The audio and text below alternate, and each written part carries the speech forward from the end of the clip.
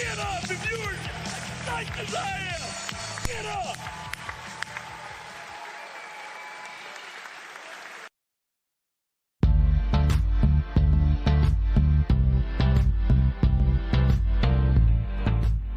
Welcome to another episode of Bright Insights, the podcast that leads you to less stress and more success. Here's your host, Paul Bright.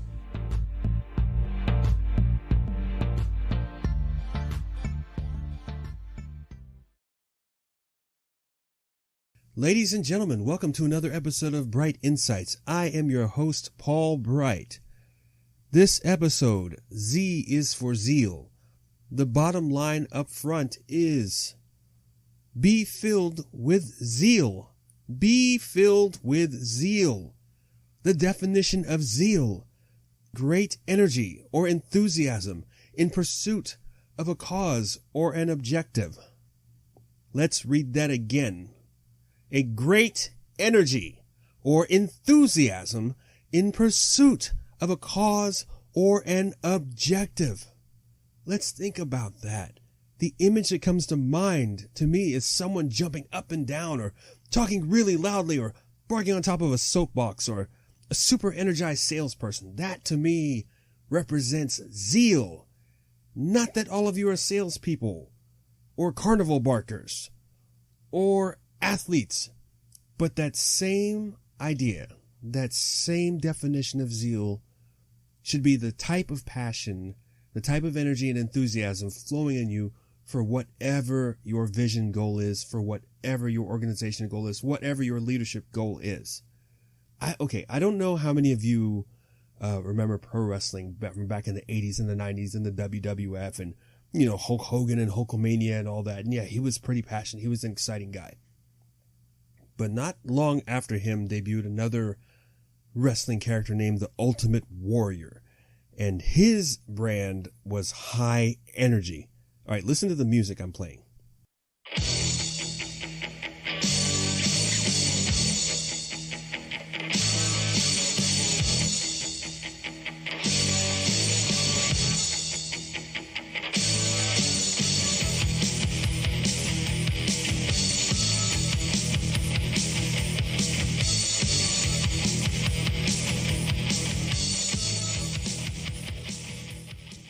Right? See, he never walked to the ring. He ran.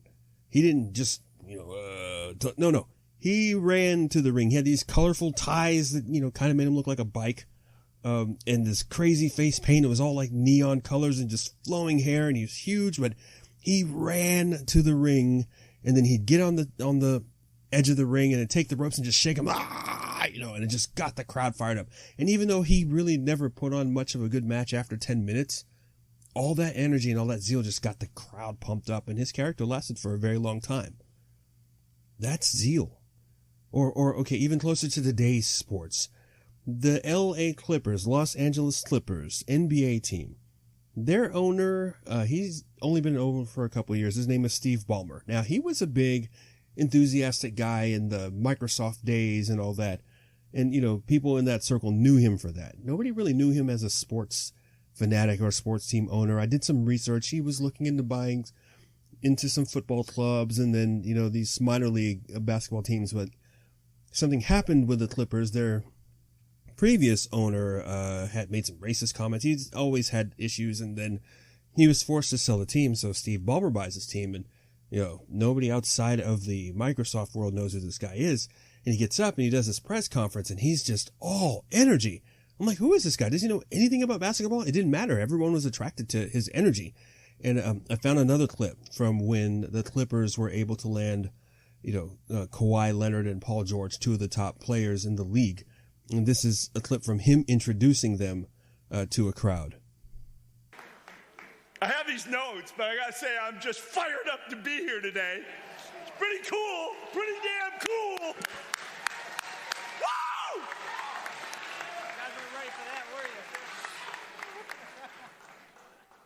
I'm just delighted.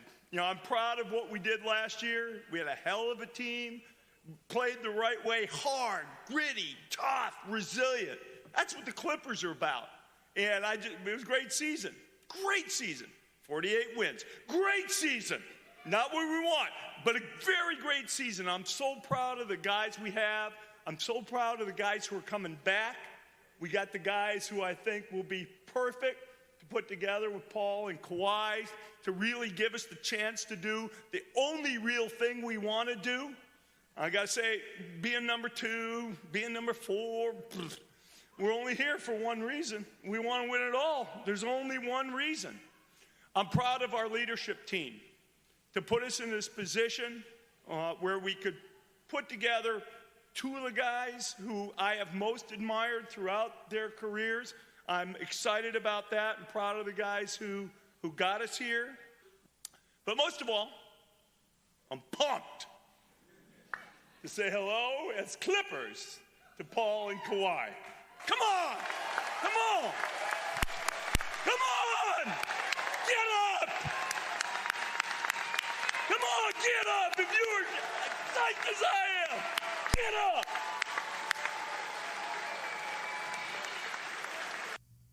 Now that is some zeal, okay?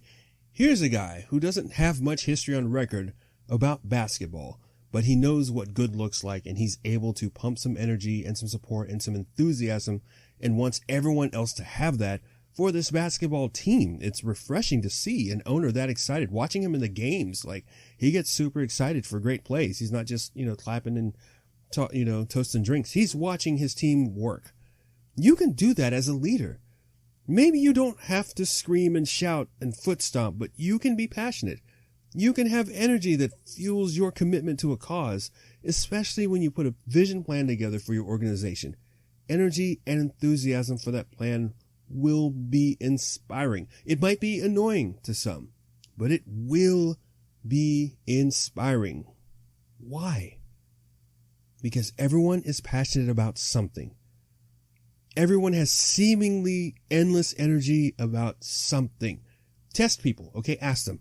I've seen this on social media before. What's something you could talk about for 30 minutes straight? Ask somebody that question. Ask yourself that question. What could you talk about for 30 minutes straight?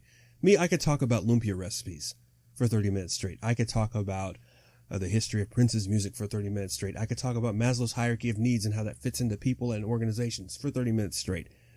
Wouldn't stop. I could just keep going with those conversations. What could you do? What could you talk about for 30 minutes straight? Probably something you're passionate about. Ask somebody else that question.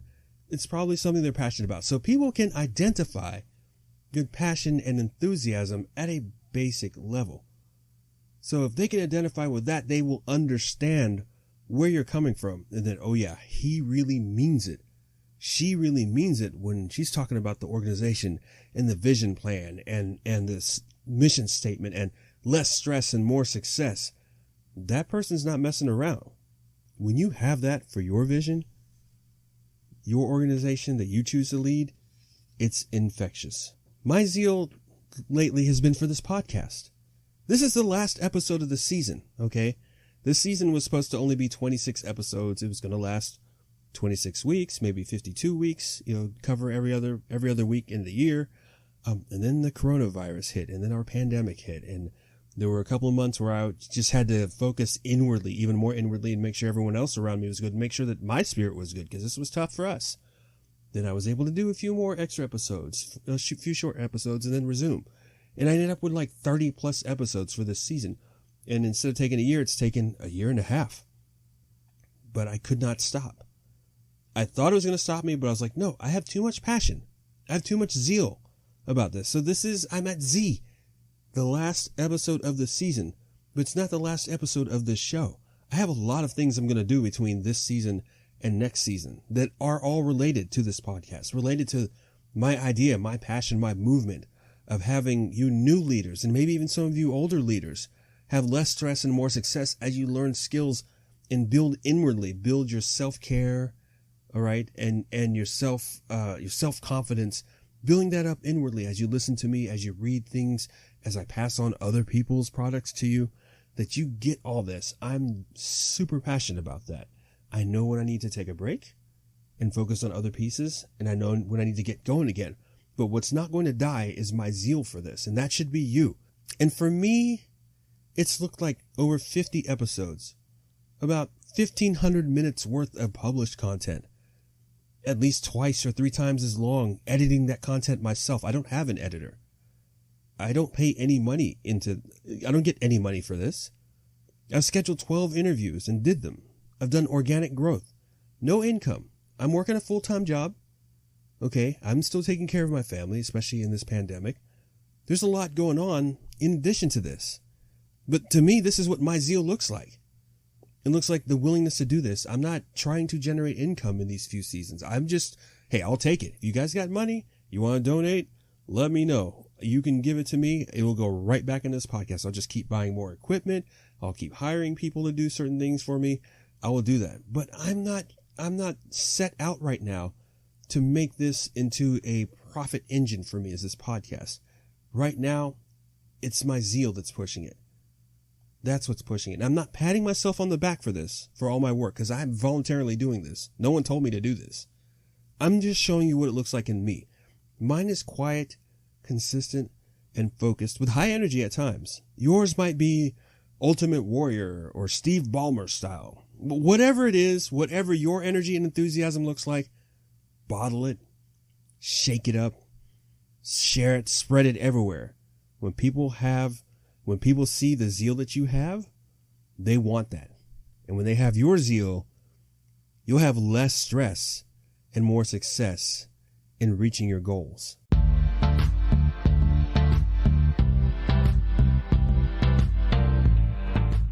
Thank you for listening to another episode of Bright Insights. For more information on how to have less stress and more success, visit brightinsightsmedia.com.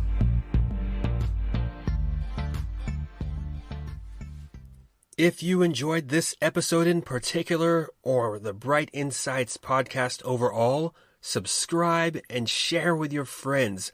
That gives us a little more visibility. And with that, we can all have less stress and more success. Tramp Loop Media.